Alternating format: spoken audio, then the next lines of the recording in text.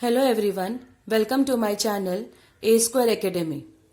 Today we are going to see second normal form. We have already seen the concept of normalization and we have started with types of normal form. In that we have seen 1NF, first normal form. Today we are going to see second normal form, that is 2NF. Okay. Now what is the condition for a table to be in second normal form? Okay. The very first one here you can see a relation to be in 2NF, it must be in first, it must be in 1NF. Okay. Second, there must be no partial dependency. Always remember two conditions for a table or a relation to be in second normal form. First, the relation must be in 1NF. That means all the attribute must be single valued attribute. Okay. Second, there must be no partial dependency. Let's see what is a partial dependency. Okay. See the definition of partial dependency over here. If the proper subset of candidate key determines non-prime attribute, then it is called as partial dependency. This is the definition of partial dependency. Let us understand with the help of this example. Okay. So here you can see if we consider a relation R with the attributes like A, B, C, D. Okay. These are the attributes for relation R. And here we say AB. AB determines D. That means what this is the case? AB determines D. Right? And B determines C. B determines C. These are the functional dependency which are given on this relation R. Okay. And we have seen that the attribute AB closure, if it gives all the attribute of the relation, then it is the candidate key. Okay. Then it is a candidate key. AB closure set of attribute AB, if it gives all the attributes of the relation, then it is said to be as candidate key. Okay. So here we say AB is a candidate key. Okay. AB is a candidate key. That means what? Here it is the composite attribute. That means the combination of two attribute of relation R. Okay. So here we say if AB is a candidate key, then AB is prime attribute. Okay. Whatever attribute comes under candidate key, then those attribute are said to be as prime attribute. Okay. Other than this attribute, we say C and D are non-prime attribute. Okay. AB are prime attribute and CD are non-prime attribute. Okay. Now here we see proper subset of your candidate key. Okay. Proper subset. When we take the subset of this, we are getting what? B or A. Right. So here suppose as the functional dependency is given, B determines C. Okay. B determines C. So here we see B is the proper subset of this candidate key. है ना? B is the proper subset of this candidate key. And we see what? The functional dependency, that is B determines C. B is the prime attribute and C is the non-prime attribute. Okay. B is the prime attribute and C is the non-prime attribute. So here we come to a conclusion over here. The subset of the subset of your candidate key determines non-prime attribute. Okay.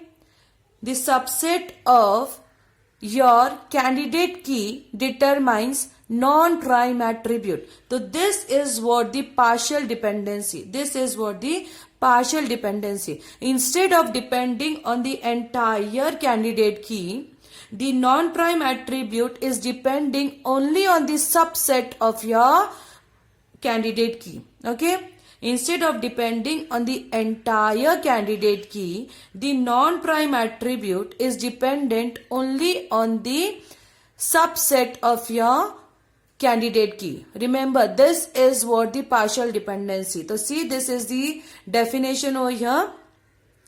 proper subset of candidate key determines non-prime attribute. Okay, then it is called as partial dependency. When there will be full dependency means what? When the non-prime attribute is depending completely on the candidate key. This is what the fully dependency. Okay, but here you can see there exists a partial dependency on in this relation R. That's why here we say this is not in a second normal form. This is not in a second normal form. So here remember that a relation to be in second normal form, it must be first in 1NF and there must be no partial dependency. If there exists any partial dependency, we have to remove that partial dependency so that the relation will be in this second normal form. Okay.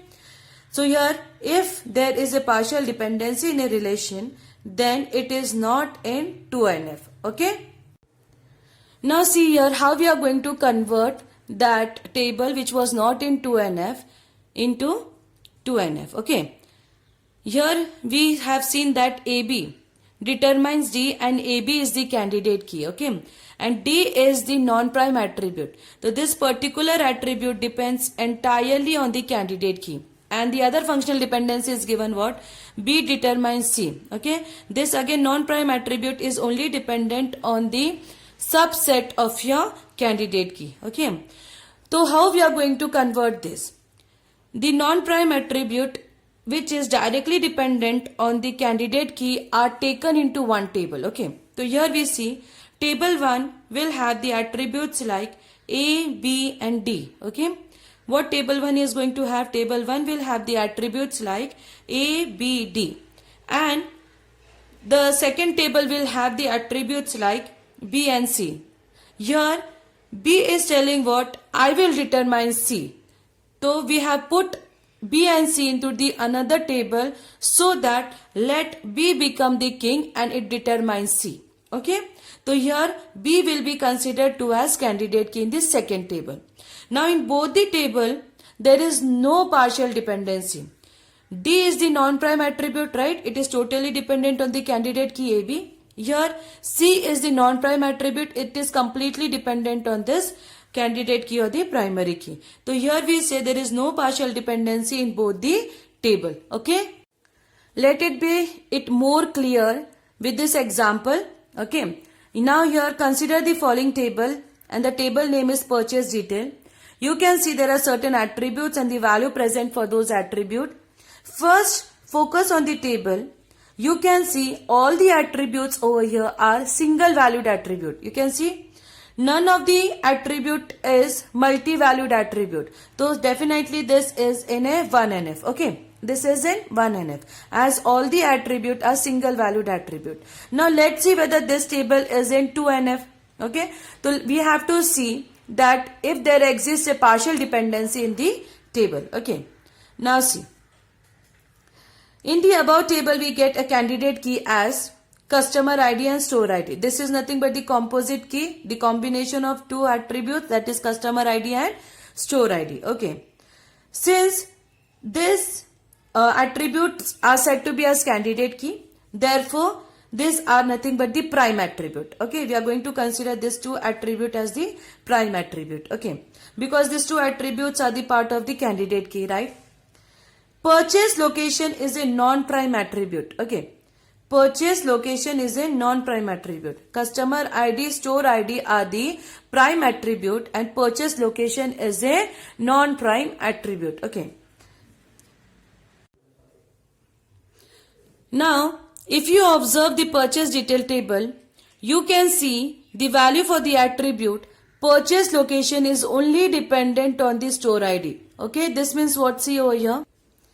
The purchase location attribute is only dependent on the store ID. You can see we have seen the functional dependency concept, right? So here you can see the store ID value 1, right?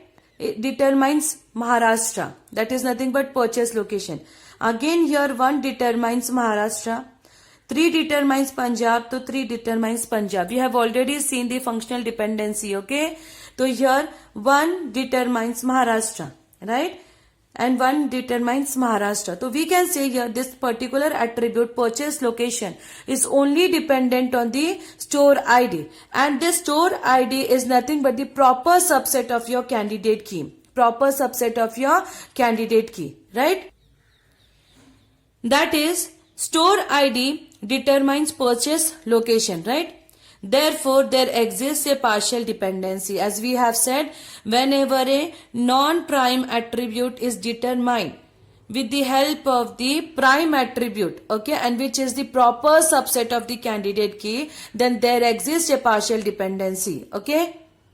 There exists a partial dependency. And if there is a partial dependency in your table, then the table is not in 2NF, okay? The table is not in 2NF, right? Okay.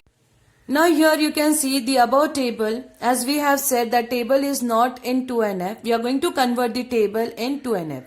So what we did, we have decomposed the purchase detail table into customer and the store table, okay? We have kept the composite key, the candidate key in one table, okay? And the another table, we are having store table, like store ID determines purchase location. So here you can see store ID and purchase location, these attributes are kept into the store table. This is how we have decomposed the purchase detail table into the customer table and the store table. Okay. Now here we can see the value of attribute purchase location fully depends on the primary key of the table store, right? So here purchase location is a attribute which is now fully dependent on the primary key of this table. Primary key of this table. Guys, I hope you have understood this second normal form very clearly. If not, please do comment in the comment section so that I can make it more clear to you all. Thank you for watching my video.